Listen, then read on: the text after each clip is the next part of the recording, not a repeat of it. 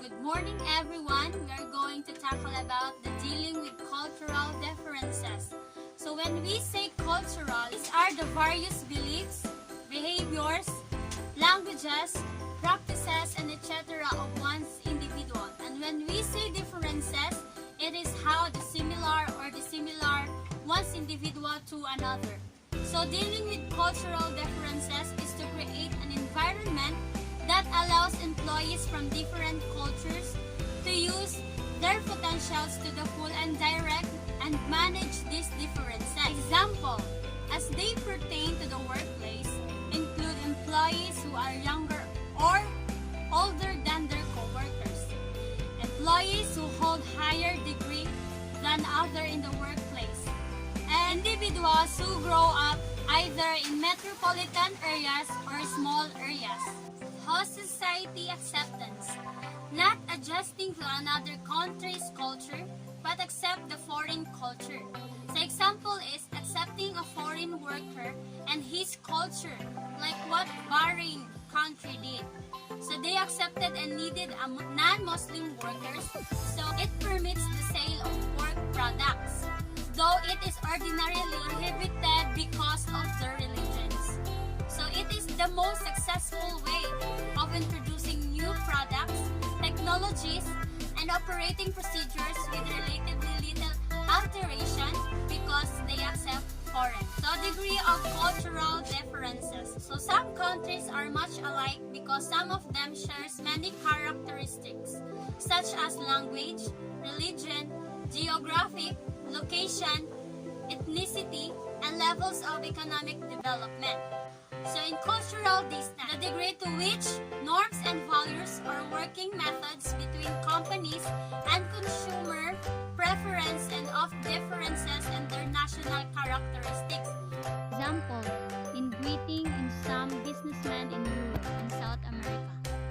Customarily, they kiss a business associate on both cheeks instead of shaking hands. So in these simple greetings, it has a different meaning in business. So it is important to have some cultural adjustments in entering the similar country because it affects business dealing.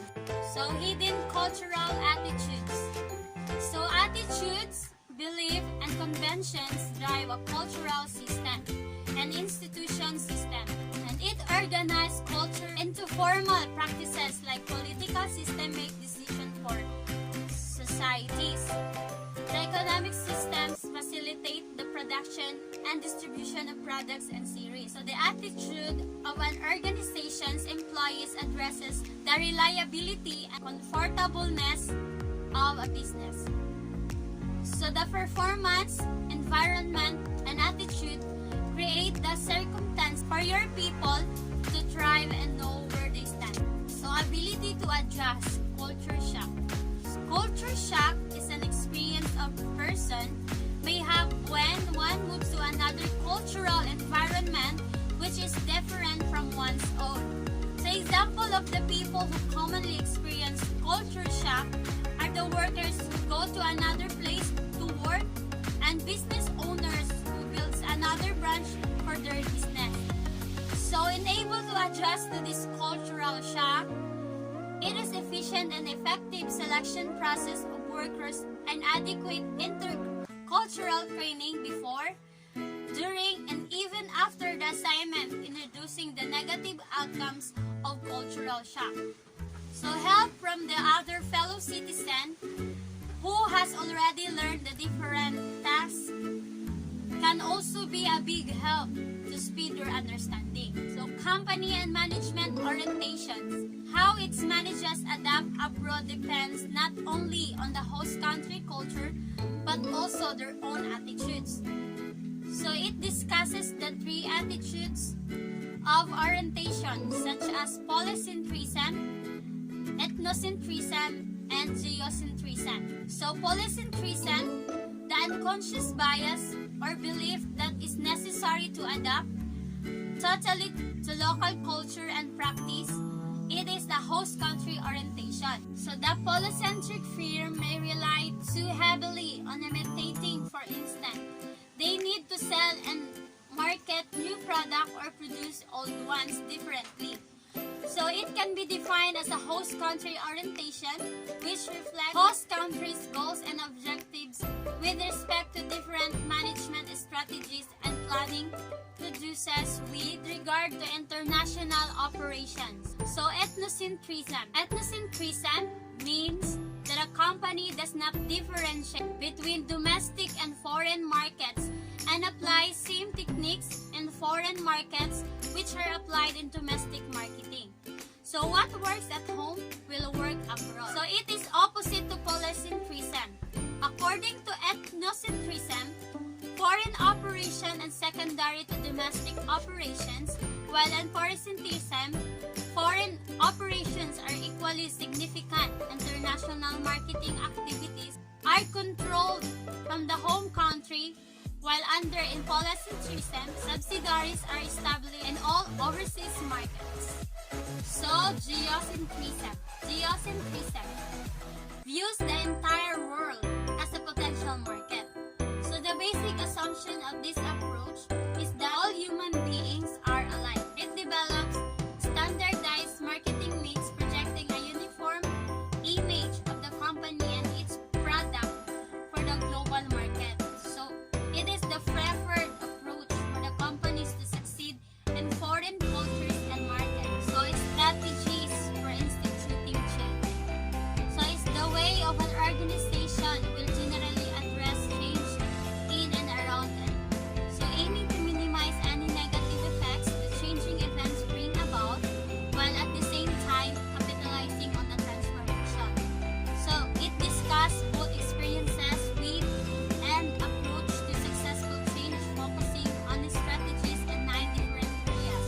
So, these are the value system, cost-benefit analysis of change, resistant to too much change, participation, reward sharing, opinion leadership, cultural bridges, timing, and learning abroad. So, value system are important and lasting beliefs or ideals shared by an organization about what is good or bad and desirable or undesirable for their customer or people.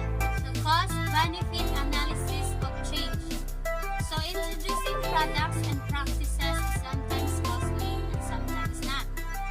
So, in cost-benefit analysis of change, attempting to show the relationship between what is cost to manage the people side of change and the benefit of applying structured approach to enabling and encouraging employees to adapt change. Resistance to too much change. So it's the act of opposing and struggling with modifications or transformations that alter the status quo. So this resistance can manifest itself in one employer or in the workplace as a whole. So participation. The process whereby employees are involved in decision-making processes rather than simply acting on orders. So it is also the process of empowerment in the workplace, and employee participation is important since they are the one whom you can trust in terms of deciding for themselves and to the organization. Reward sharing consists of all organizational components involved in allocation compensation. So the purpose of the reward is to attract, restrain, and motivate qualified employees. So through this, it will promote teamwork to the employees. So the employees or workers will work together as a part of a team to achieve their target in return for rewards. So it is also increasing the efficiency of an organization. Opinion leadership are the influence of the respective job. Their influence the choices and belief of their followers toward or against a specific brand, product, or service. Commonly, they are knowledgeable in their field. Cultural needs. So developing friendship or good relationship between the leaders and followers can be one of the most significant influences in their adoption to a new culture. So an open mind and a basic understanding of some common cultural differences can improve an organization. Timing. Being well-conceived change fails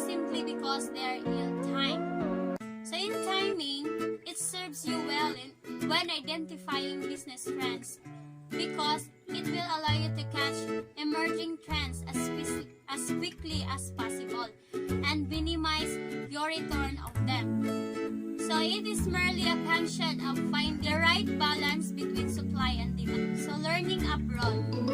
So as companies gain more experience and knowledge, you immerse yourself into another country's culture and learn how to adapt to living in that different culture. So it is helpful in dealing with so many differences types of people. So Tesco PLC delivering global knowledge. So company background. Founded in 1919 by Jack Cohen, selling military supplies from World War I.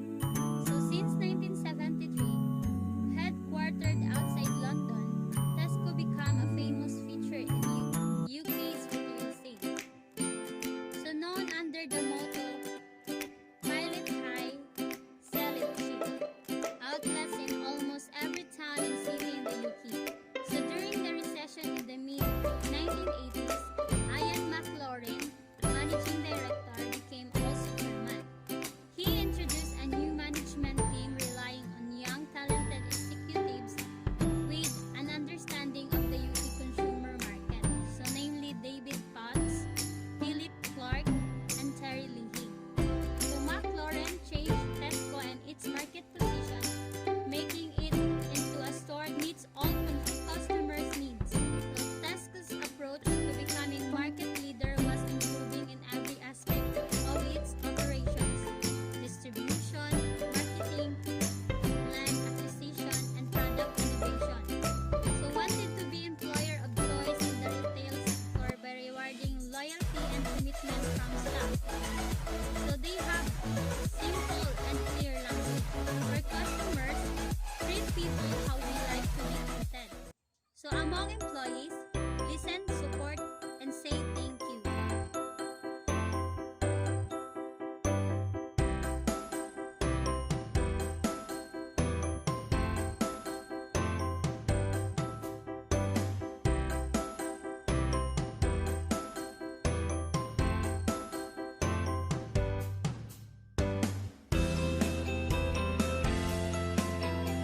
So in the 1990s, Tesco increased the size range of stores. The superstores, the smaller express stores in the urban centers, and the large extra stores with widest range of merchandise.